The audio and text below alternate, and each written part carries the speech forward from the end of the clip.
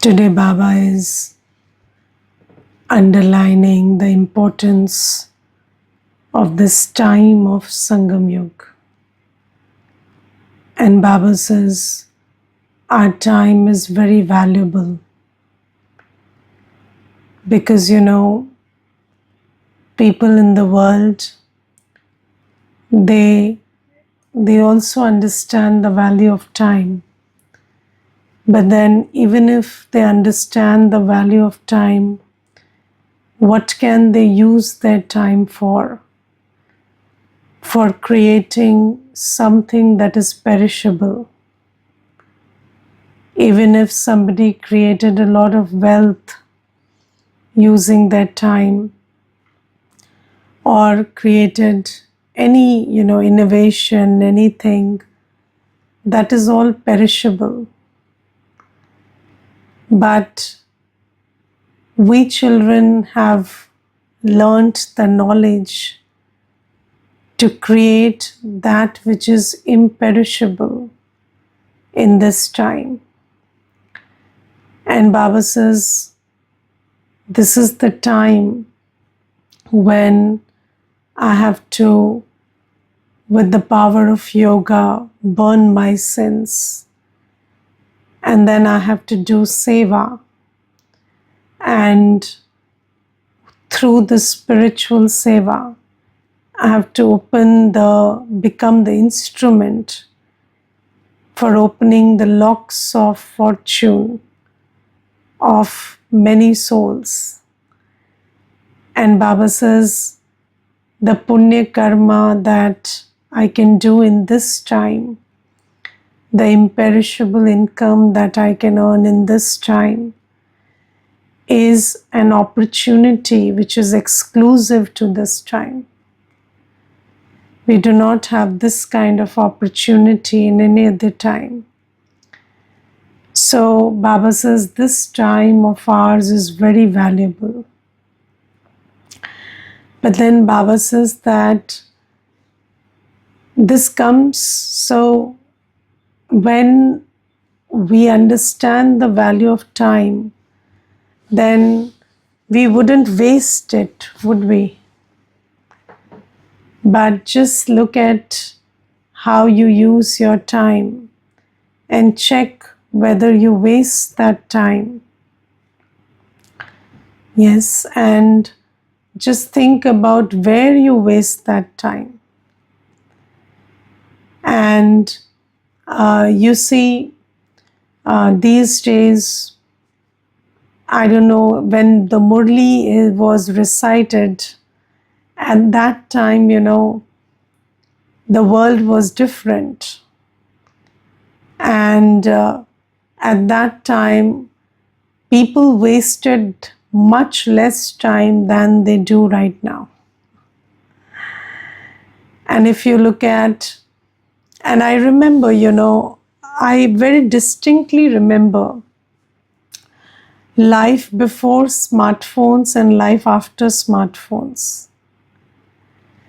And then life before Instagram and life after Instagram. They're very different. And you see, ever since these reels and shorts and this stuff started coming, we don't even realize how much time is wasted in all these matters. Yes, and Baba says, so everybody, you should keep a tab on your screen time. Because as your screen time, apart from the class you attend or the Murli you listen to, all that screen time that you use otherwise is all waste of time. So we must, think about, Baba says that we must not waste time, but the world in which Baba said these things and this world is very, very different. And at this time, we have to be really, really careful about this, because we don't even realize how much of our time is wasted.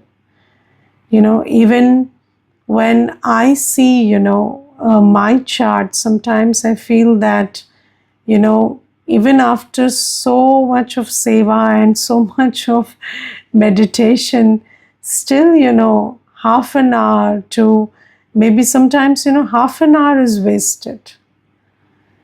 I see sometimes, that just reading messages or this or that, all of this also takes a lot of time. And Baba says that all of this is time waste. And whatever is not seva, whatever is not remembrance, is waste of time. And we will regret this at the end. And Baba says, be very, very careful. Don't even waste a second. And look at how much time we waste. And Baba says today that first thing is, don't hear any evil. Now you see, seeing evil, hearing evil, or hearing something that is not, that is not knowledge. It is all evil. So, even if you're listening to news of the world, what is it? It is evil. Yes, because what is it doing to you? If you know too much about what's happening in the world, how does it help you? Does it help you? It doesn't help you. It only messes up with your inner state, and it makes you have less yoga with Baba. Because the more you have yoga with events of the world also, the less yoga you have with Baba. So even when we are listening to stuff such as news, and that is also hearing evil. And Baba says that is wasting your Sangam Yugi time. And our Sangam Yugi time is so valuable that it has to be used for creating an imperishable fortune, imperishable income. And then what are we doing in that time? Listening to what's happened in this part of the world and that part of the world. And yes, if you are some policy maker or somebody who has to do something with those events, then yes, you have to listen to it. But otherwise, why do you have to listen to it? And if you listen to it, and you see, I have noticed that even if you don't make a conscious attempt to listen to anything, any news of the world, then sometimes, you just come to know of many things just like that. These days we are this world is such a, such full of waste that you come to know about things. And then what do? What attitude should you hold towards that? You should just listen to it, put a full stop, and start, giving your sakash or giving your good vibrations to that part of the world. And never think about what happened to those people, how they are suffering or how they suffered. Because by thinking about somebody's suffering, you will make that suffering yours. You will invite that in your life and in your mind. So do not, sometimes in the name of empathy and sympathy and being sensitive and being compassionate, what we are doing is, when we are listening to something, some news of the world, I remember there was somebody who was talking about something that happened in some part of the country, some part of the world, and then how children were suffering. And when they were talking about that, they started crying, and it looked like they would have a panic attack. And they said, it's so bad, the world is bad, it shouldn't be like this.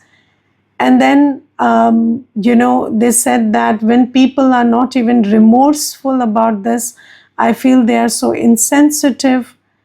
So I said, yes, but if you are knowledgeful, you could also be sensible about it. So they said, what is that sensibility you're talking about? So I said, when you see somebody suffer, give them what they need. Don't suck what they have. So, they are suffering. Why are you sucking their energy of suffering and making it your own by thinking about their suffering? You know they are suffering. This is knowledge. Put a full stop to, thinking about them, and then understand what is it that you need to do for them. And then take love and light from Baba and give it to those souls. That is your task. And then, sometimes we go into who is wrong and who is right, and, which party is right and which country is right, and which people are right and who are the wronged ones. And do you know that spirituality doesn't believe that there are victims and perpetrators? This victim and perpetrator thing is very agyani, this is not knowledge, because we understand that there is a cycle of being a victim and a perpetrator. So anybody is a victim today because they were a perpetrator yesterday, and then anybody is when they are a perpetrator today, they would be a victim tomorrow. So then, according to the law of karma, you have to see everything in a very detached state. Otherwise, you are also, by having yoga with the perpetrator, you are increasing your chances of becoming a perpetrator. Or by having, sometimes, I will tell you, this is very interesting. Sometimes you are thinking you have sympathy for the victim, and because of that you are creating anger for the perpetrator. But then if you are having yoga with the perpetrator, your chances of becoming a perpetrator, that one whom you hate right now, is increasing. So let's say somebody is shouting at somebody, and you are constantly thinking about how abusive they are, then your chances of becoming abusive tomorrow are increasing. Because you are drawing those qualities by thinking about the abuser. And these things are so subtle that we don't even realize it. So Baba says that do not listen to anything, do not see anything of this world, because this world is full of, impurity and anger and violence and, all kinds of emotions and happenings. And Baba says, you have to make the effort to see and not see, hear but not hear. Because once, you hear something, you see something, it goes into your intellect. And whatever goes into intellect and mind, it starts coloring it. You may think that, I don't like this, so it will not, it will take me away from it. But no, whatever you think about, you're becoming that. And most people become like the people they hate. Because that's how the law works. You concentrate your mind and intellect on anything, you start drawing their qualities. Whether lovefully or with hate, no problem. You focus on anyone, anything, you start drawing their qualities. So Baba says that here we are on this journey of changing from a human to a deity. So we must take a lot of care to not see evil, not hear evil. And what is evil? Anything that is not Baba's is evil. This world is a world of evil, and I'm telling you, it's not easy, because these days, it is, our lives are so entangled with, and especially if you're using a phone. And I'm telling you, even we are using phones only for seva, and still, if you check minutely, there is so much of time wastage and thought wastage. So think about, people who are consciously doing it.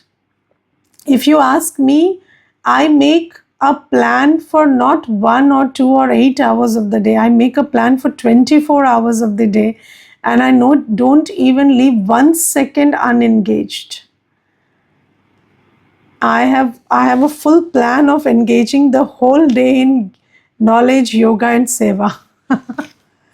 But still, when I have checked deeply, there are sometimes, in bits and pieces, 30 seconds, and you accumulate, it's half an hour wastage. And Baba says that, if you are not careful, then just think about, your whole day is wastage. So much of your mind and intellect is focused on the things of the world. And I'm telling you that even if you don't make a conscious attempt to soak in the garbage of the world, still so much comes littering you. So those who, open the phone and check things, what will happen to them? So Baba says, this time is not for that. And don't keep fooling yourself that I will become a deity if you are doing this. So, because one has to understand that the aim and the qualifications have to match. If I am still into seeing evil, hearing evil, talking evil, I'm discussing the matters of the world, I'm discussing the weather, I'm discussing politics, I'm discussing religious politics, I'm discussing this and that, or I'm thinking about those stuff. When am I remembering Baba?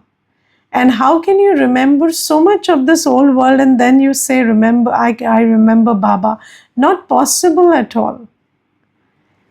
Because the mind and intellect are so absorbed with these vibrations, it will take at least 45 minutes to disengage from that.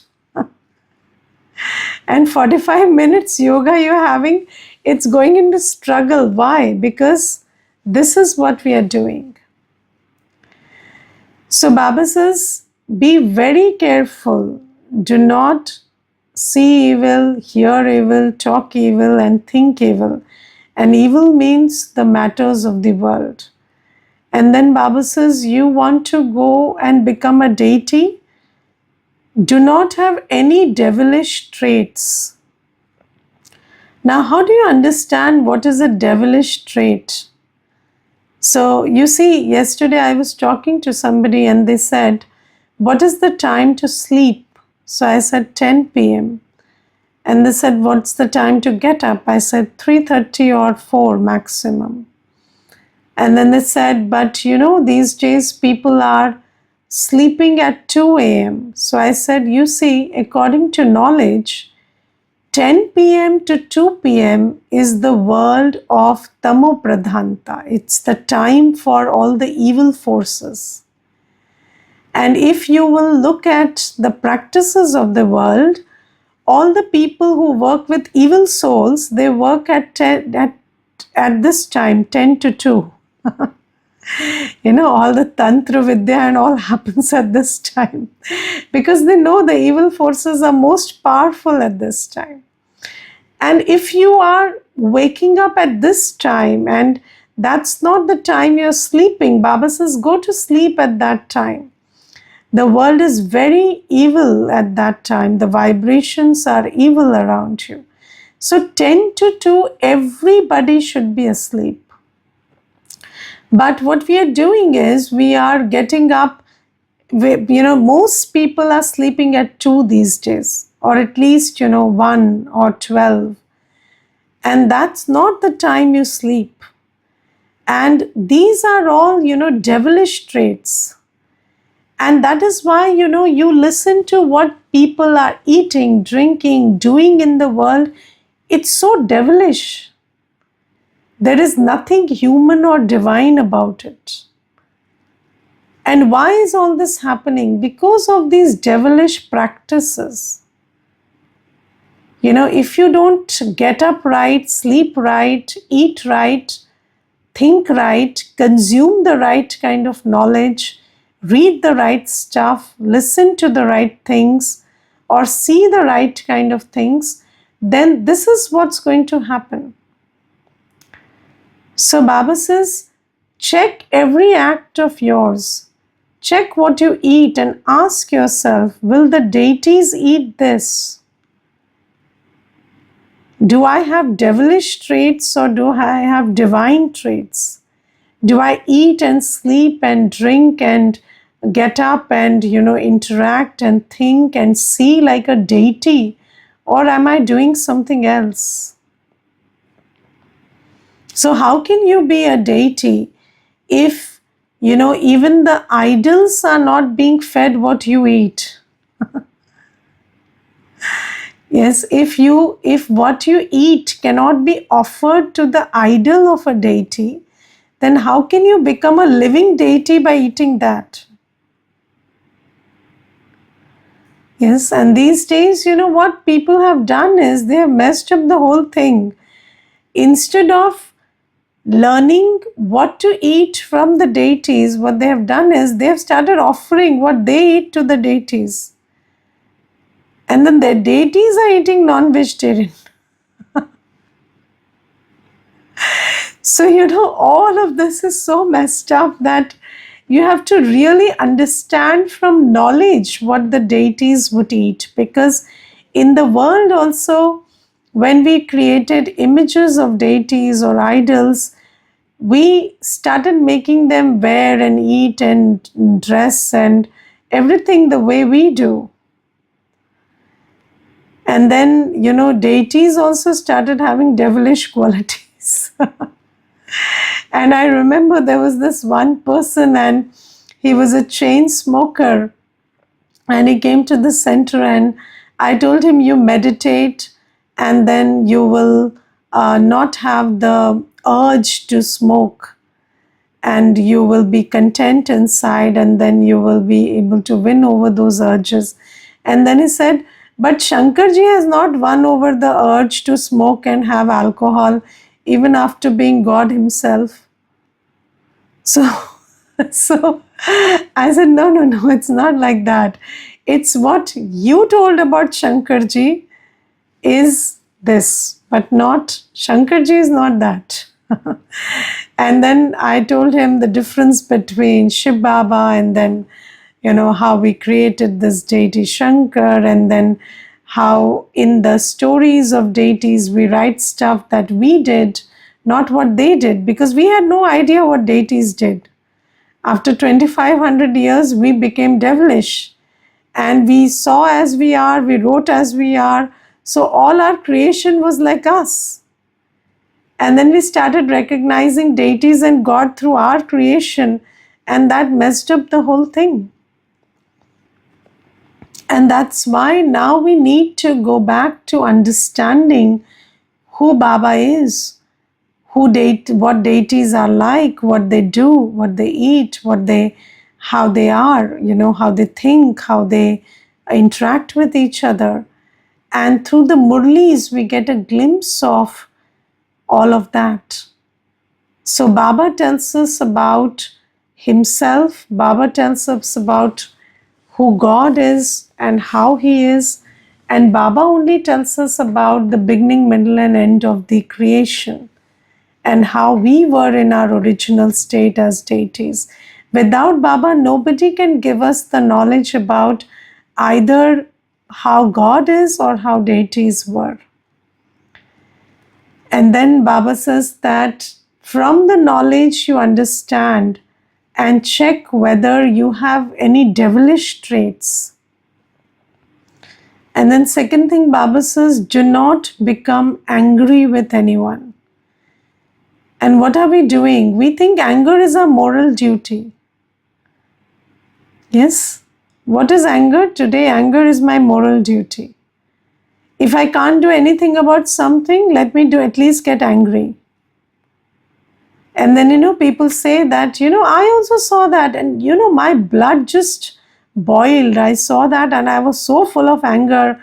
And then they think that by being angry about something, they have fulfilled some kind of moral duty. And, you see any news, anything, you're sitting on your comfortable sofa and getting angry. And then you think that, that's your contribution to society and the world in general. And what's that contribution? Anger. So Baba says, do not create this vibration of anger. And to not create this vibration of anger, or sometimes there are acts of anger also. So you need a lot of knowledge power, yoga power, to sit on the seat of a detached observer. Sitting on the seat of a detached observer and observing everything and not absorbing their vibrations is a task that requires a lot of knowledge power and yoga power. And you have to practice a lot that, today Baba also talks about separating the soul and their sanskars. So, in Hindi it is said, paap se nafrat karo, papi se nahi. So, you have to start separating the evil and the evildoer. So, the one who is doing the evil is a soul. Their basic nature is purity. But it is the sanskars that are driving the soul. So you should be able to see the soul and minus the sanskars. And this is a very big art, and you need a lot of knowledge power for that, lot of yoga power for that, so that you can see every scene but not get angry. Anger is the result of blame. So, when you hold somebody responsible for some mishappening, some loss, then there is anger.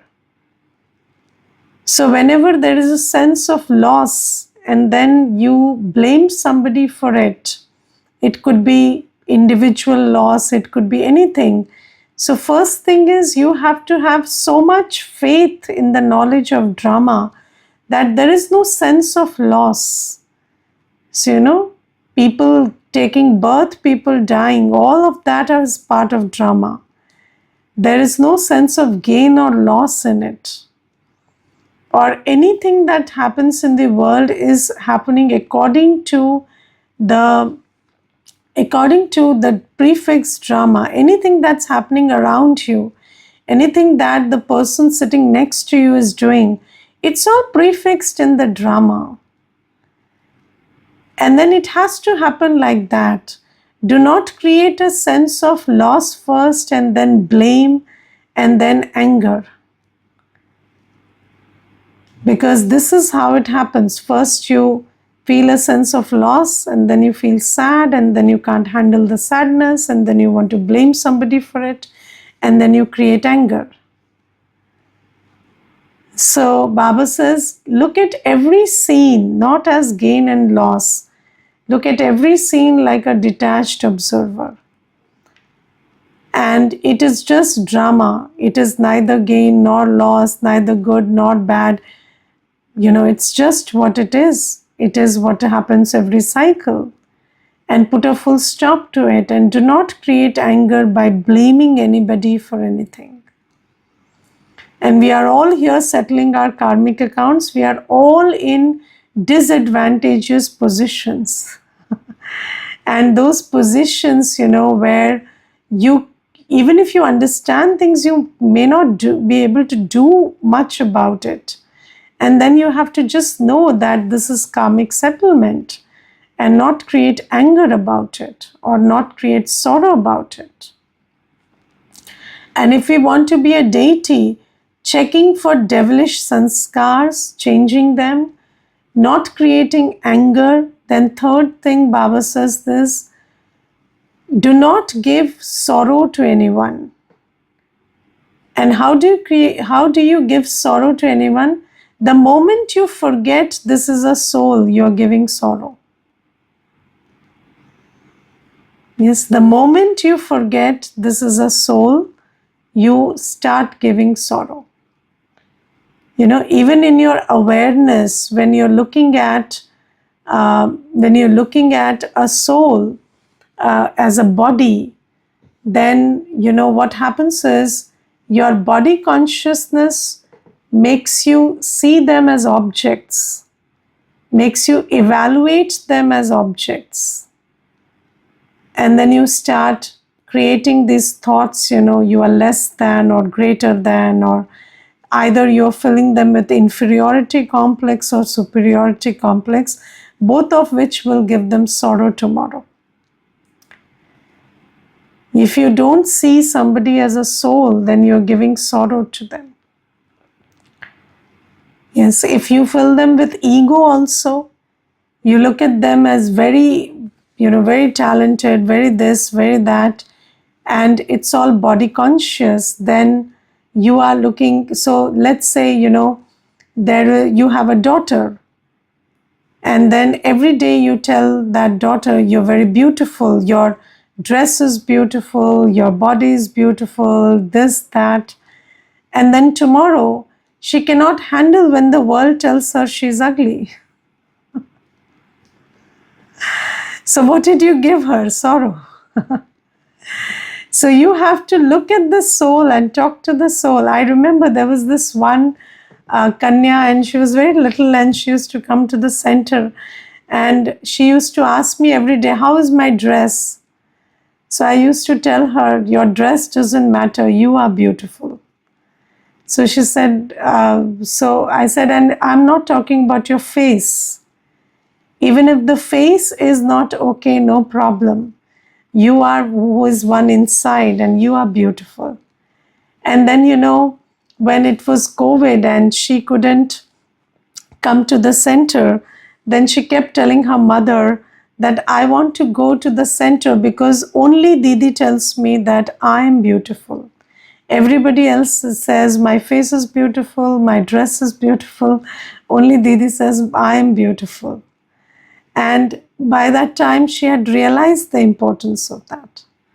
So you must know that only when you're looking at the soul, talking to the soul, you're giving happiness. And when you are body conscious, you're giving sorrow. So whatever you are saying, whatever you're doing, because you see, even if you inflate somebody's ego, what is ego? Identifying with physical factors and external factors to give you a sense of self is ego. And if you're boosting that, if you are telling somebody you are very valuable because you have this big bungalow, or you are successful, or you're beautiful physically, or this or that, you are feeding somebody's ego, and tomorrow that ego will be attacked, and then they will be very miserable. And of course, the opposite is also true when you are undermining somebody, because when you're soul conscious, you can never say, you're not okay. You're not up to the mark. When you're body conscious, you say these things. So do not give sorrow to anybody. And to not give sorrow, you have to be very soul conscious. That every soul is different, but every soul is deserving of love and respect. Not because of what they have and what they do, but because of who they are. And that's the only method to not give sorrow. And then Baba says that don't listen to useless things, which we discussed, and hear no evil, see no evil, talk no evil, think no evil. And this is the method through which we change from a human to a deity. So this Sangam Yug time is very valuable. We have to pay attention to what we are doing. We shouldn't fool ourselves that, we are becoming deities. We have to check whether we are becoming deities. And of course, Baba has come, and it is 100% possible to get the best position as a deity. But not just by, just believing in it is not enough. It is important, but then belief has to be succeeded by action, and actions have to be checked and changed. Otherwise, we will just be living in this illusion that we are becoming deities. So Baba says, just check this stuff. And then Baba says, donation is always done privately. So Baba is giving us everything privately, right? Gupt. So, and we are getting so much donation from Baba that we are changing from humans to deities. But does anybody know that? People think you're very ordinary as them, but you're not. Your aprons are full and you have incognito donation from Baba. And then Baba says, whatever you give also has to be gupta, has to be, incognito. And it's not just the wealth that you donate, but even the vices, Don't make a huge hue and cry of, I have donated lust, anger, ego, attachment, greed to Baba. Yes, many a times, people like to share, I've become pure, I have worked on my ego, I've worked on my anger, I'm meditating, I'm getting up at Amrit Vela, I'm giving my time to spiritual practice. So Baba says, you are giving your time, you're giving your thought, you're giving your vices, you're giving your wealth. Make it incognito, because when you share it with many people, then it loses power. Yes, so keep your donations to yourself. It is between you and Baba. Whatever you're doing, just know that you are doing it on Baba's Srimad for yourself, and you don't need to brag and boast about it. Even if you're getting up at Amrit Vela and meditating, don't discuss it with everybody. Yes, if you want to show the path to somebody, that's a different thing. But showing the path doesn't mean you teach them first to get up at Amrit Vela. No. Show them the path to attend the course and the class and go to the center. That is showing the path. But if you brag too much about what you do, then what happens is you start creating false ego and inviting jealousy, and then it starts losing power. And then what you're doing today, you're not able to do tomorrow. So Baba says, keep all your donations incognito. Okay. Om Shanti.